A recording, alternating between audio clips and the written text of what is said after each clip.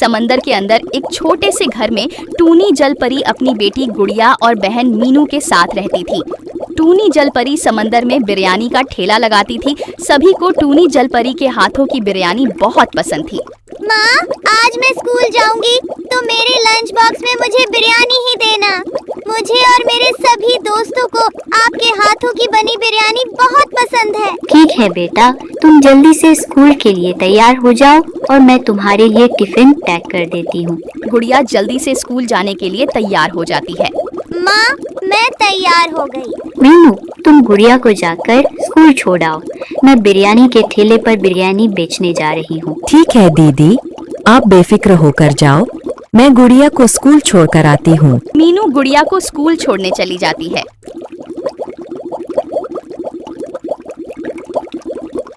और दूसरी ओर टूनी जलपरी अपने बिरयानी के ठेले पर बिरयानी बेचने चली जाती है। अरे वाह टूनी जलपरी, तुम्हारे हाथों में तो जादू है। पूरे समंदर में तुम्हारे जैसी बिरयानी कोई नहीं बनाता। जी, आपका बहुत बहुत शुक्रिया। टूनी जलपरी की बिरयानी सभी को बहुत पसंद आती थी। सब कुछ अच्छा चल रहा होता है, लेकिन एक दिन माँ, मेरे पेट में बहुत जोर से दर्द हो रहा है। जब से मैं सुबह से उठी हूँ दर्द बढ़ता ही जा रहा है। माँ, क्या हुआ बेटा, तुम्हारे पेट में इतना दर्द कैसे हो रहा है? एक काम करो बेटा, तुम मेरे साथ अस्पताल चलो। हाँ दीदी, आप गुड़िया को अस्पताल ले जाइए।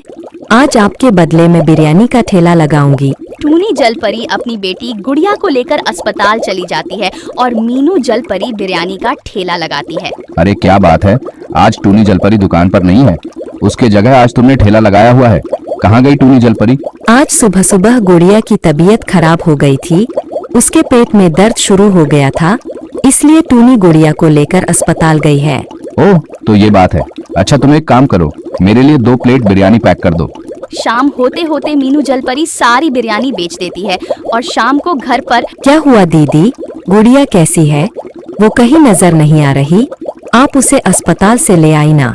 नहीं मीनू, गुड़िया अस्पताल में ही है और डॉक्टर ने कहा है उसे एक गंभीर बीमारी हो गई है। डॉक्टर ने इलाज के लिए 50,000 रुपए जमा करने को कहा है। दीदी, आप चिंता मत कीजिए, हम दिन रात एक करके जरूर पैसे का इंतजाम कर लेंगे। टूनी और मीनू दिन रात मेहनत करके बिरयानी के ठेले पर काम करते हैं, लेकिन फिर भी वे लोग पूरे पैसे का इंतजाम नहीं कर पाते हैं।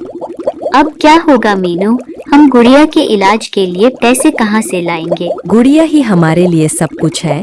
दीदी, अगर हम ये घर बेच दें तो पैसों का इंतजाम हो जाएगा। हाँ मीनू, तुम सही कह रही हो। अब हमारे पास कोई और रास्ता नहीं है, हमें हमारा घर ही बेचना होगा। टूनी जलपरी गुड़िया के इलाज के लिए अपना घर भी बेच देती है, जिससे गुड़िया का इलाज होना शुरू हो जाता है।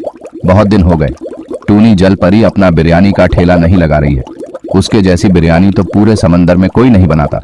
जाने क्या बात है, टूनी जलपरी अब दुकान नहीं लगाती।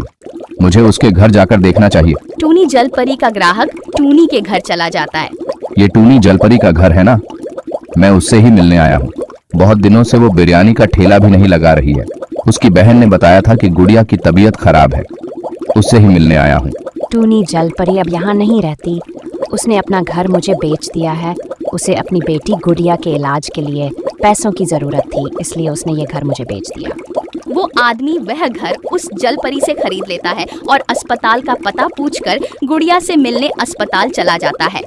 है आप यहाँ? हाँ, मैं यहाँ गुड़िया से मिलने आया हूँ। मुझे पता चला कि गुड़िया की तबीयत खराब है और तुमने अपना घर भी बेच दिया। तुम चिंता मत करो, मैंने तुम्हारा घर उस जलपरी से खरीद लिया है। अब तुम लोग वापस अपने घर में रह सकते हो।